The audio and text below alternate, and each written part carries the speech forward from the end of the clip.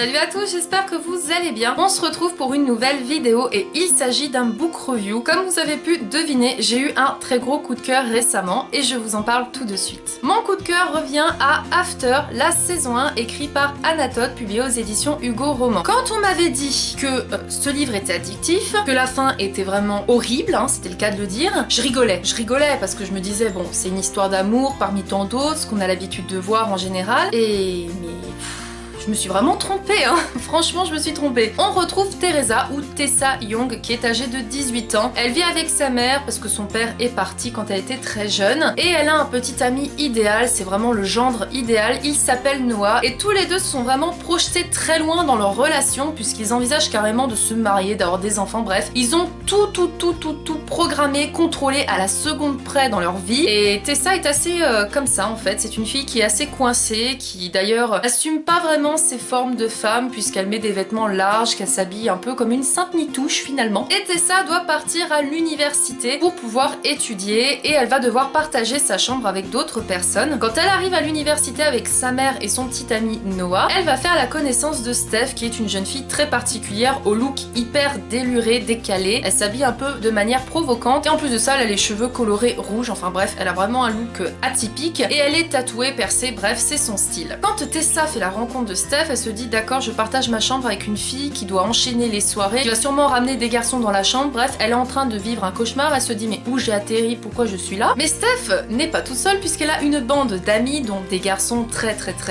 séduisants, mais habillés aussi dans le même style qu'elle, c'est-à-dire un style un peu punk, avec des piercings et des tatouages. Et c'est là que Tessa va faire la rencontre de Hardin Scott, qui est un jeune homme très beau, très charismatique, qui est percé de partout, qui a des tatouages de partout aussi. Tessa, comment dire, elle va le détester. Elle va le détester parce que c'est un garçon qui est très méchant avec elle, qui est assez lunatique, qui est bipolaire parce qu'il change de comportement d'une seconde à l'autre. Bref, elle ne l'apprécie pas trop et lui non plus d'ailleurs, mais elle veut quand même essayer d'être amie avec lui puisqu'il est très proche de Steph. Donc vu qu'elle veut être amie avec toutes ces personnes-là, elle va faire quand même l'effort avec Hardin d'être un peu plus agréable, même si elle ne peut pas vraiment se le voir et lui ne l'aime pas du tout non plus. Au fur et à mesure de l'histoire, tout le monde devine bien sûr qu'ils vont se rapprocher, qu'il va y avoir ambiguïté, ils vont être proches, il va y avoir de la séduction, de la drague, bref. Tessa ne comprend pas vraiment ce qui lui arrive parce que elle aime Noah, elle en est sûre, hein. Elle en est amoureuse, ça fait longtemps qu'elle est avec lui, elle le connaît depuis qu'elle est jeune, mais elle est attirée, elle ne sait pas pourquoi, mais elle est attirée vers Hardin. Elle a besoin de voir Hardin, elle a besoin de lui parler, elle le trouve séduisant, bref, quand elle le voit, il se passe quelque chose qu'elle ne contrôle pas. Donc si vous voulez, quand on est à sa place, on se dit ok, elle est amoureuse d'un gars qui est censé être l'homme parfait pour elle, mais elle est attirée par l'opposé de ce qu'elle aime d'habitude, c'est-à-dire un gars qui est méprisant, qui est méchant avec elle. Ouais, il est détestable en fait. Hardin est vraiment détestable, c'est un mec qu'on est censé détester. Mais je vous avoue, j'ai été assez comme elle, c'est-à-dire que on le déteste, mais on peut pas s'empêcher d'aimer. Je comprends pas ce comportement, il change de comportement sans arrêt, il change de réaction sans arrêt. On a l'impression qu'il arrive pas à contrôler ses émotions en fait, et qu'il perd vite le contrôle. Il ne sait pas se canaliser, il ne sait pas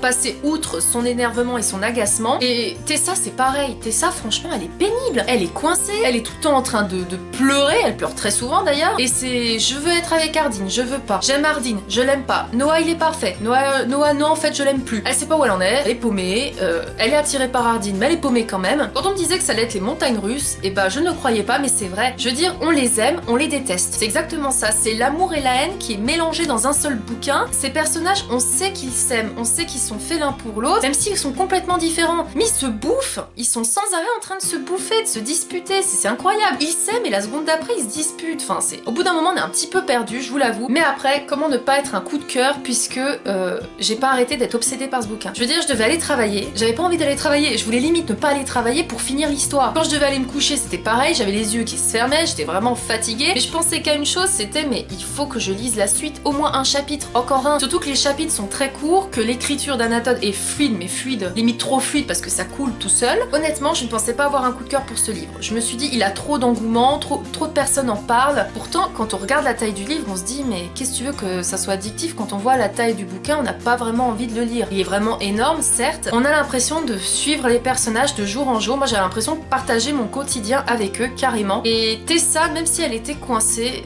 même si des fois elle est pénible dans ses réactions, bah on peut que l'aimer cette fille parce qu'on se rend compte qu'elle est vraie, qu'elle est pure, qu'elle est sincère dans tout ce qu'elle dit, dans tout ce qu'elle ressent. Et Hardin, c'est pareil. Même si on le déteste, même si on le trouve horrible avec Tessa, on est obligé d'avoir de la compassion pour lui, surtout quand on sait sait pourquoi il réagit comme ça. Vous le saurez hein, dans ce tome-là, je vous le dis. Quand je l'ai terminé, franchement, j'ai eu le cœur, mais... Oh là là, c'est quoi cette fin? Anna Todd, pourquoi avoir fait une fin pareille? C'est interdit de faire des fins comme ça. Je veux dire, on se prend une claque. Je me suis pris une claque, je me suis dit mais c'est pas possible. Pour une fois que je me disais ça y est, allez, un happy end, tout se passe bien, ça coule, ça va tout seul, je me prends une claque. Vraiment, là je vous en parle, j'en ai encore des frissons parce que j'en reviens pas. Franchement, quand on me disait intérêt à avoir le second tome sous la main parce que tu vas pas tenir, merci à tous ceux qui m'ont dit ça. Merci, parce que effectivement, j'ai la chance d'avoir flairé que j'allais sans doute adorer cette saga puisque j'ai les 5 tomes dans ma palle. Donc autant vous dire que le second tome est déjà posé sur ma table de chevet, que même si je dois lire beaucoup de livres là avant, je pense que je vais le lire en parallèle parce que je dois savoir la suite. Je dois savoir ce qui va se passer, c'est pas possible de s'arrêter sur une fin comme ça. Non mais franchement, je vais pas vous en dire plus, je pense que comme vous me voyez là, vous m'avez peut-être pas vu dans un état comme ça pour des book reviews que je vous ai fait, mais ce livre il est addictif, je l'ai adoré, vraiment adoré, et je l'ai détesté. C'est ce qui fait ma réaction là actuelle, c'est que je l'ai aimé mais je l'ai détesté à la fois. Mais détesté dans le sens où il m'a fait vraiment perdre le contrôle de moi-même, ce qui est très rare pour un livre, honnêtement. Lisez ce premier tome, mais un conseil, achetez-vous le second sous la main. Je vous alerte, vous serez prévenu que si vous finissez ce premier tome et que vous n'avez pas le deuxième sous la main, je sais pas comment vous allez finir, mais vous allez vraiment être pas bien. Ça a été un très gros coup de cœur, donc je lui ai mis la note de 5 sur 5, et donc je vous le recommande vivement, lisez After. Je vous laisse le lien de ma chronique en barre d'infos. Cette vidéo est maintenant terminée, j'espère qu'elle vous aura plu. Comme vous avez pu le voir, j'ai été très chamboulée par ce livre. Vraiment, je vous le recommande, et je vous dis à très vite pour de prochaines vidéos. Salut!